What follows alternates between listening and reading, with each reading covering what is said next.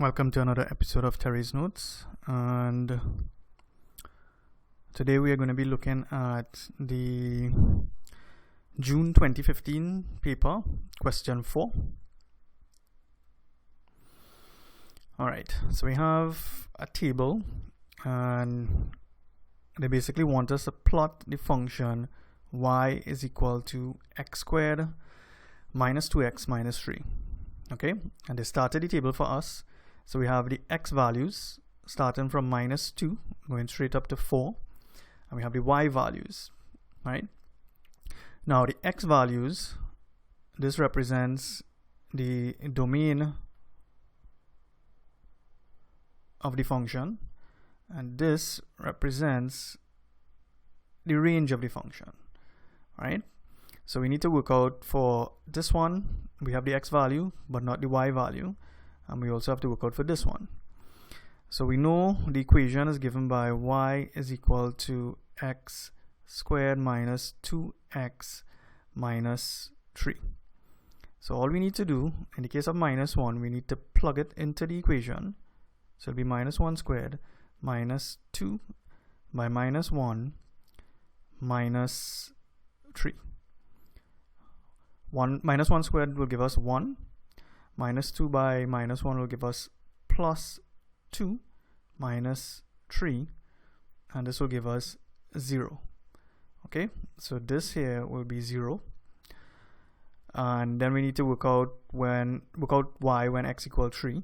So y is equal to x squared minus 2x minus 3.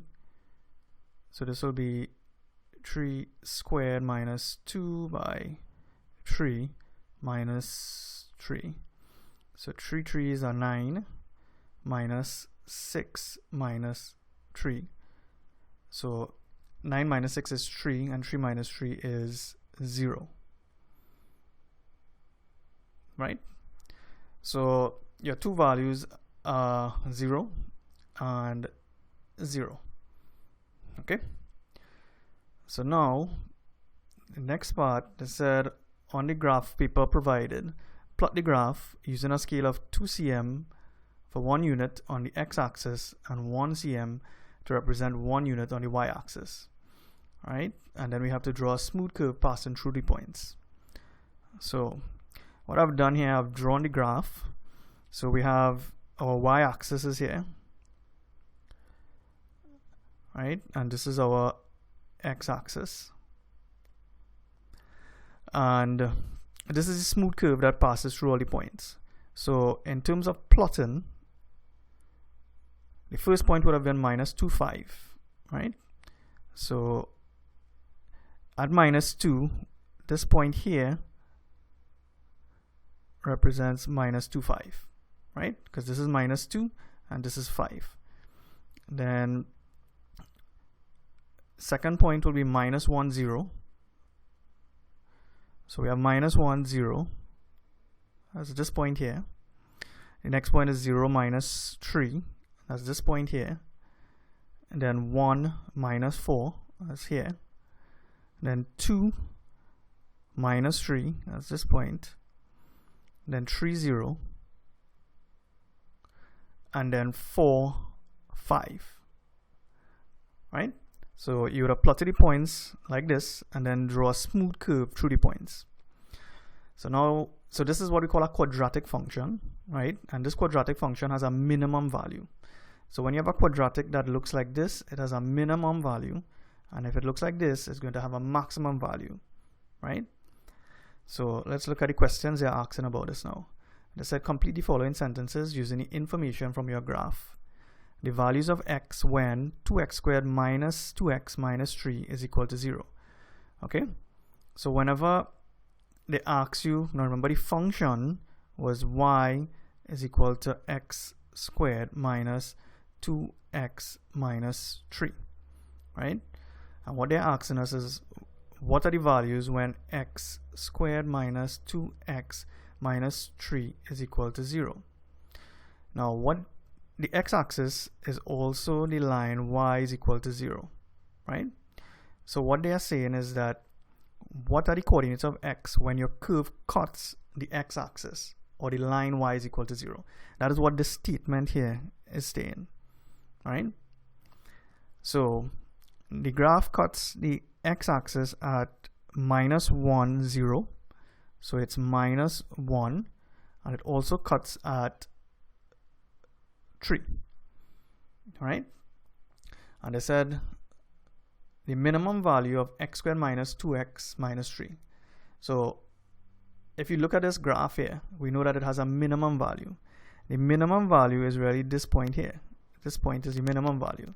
So you need to write down the coordinates, but I just want the minimum value. So in this case, it will just be -4. We just need to read off what this value is here, and it is -4. Then the third part, the equation of the line of symmetry of the graph.